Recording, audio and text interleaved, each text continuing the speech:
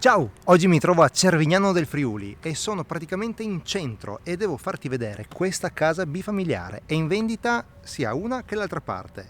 Sei una famiglia numerosa? Eccotela qua. Se no, ne puoi comprare una sola, pronta per te.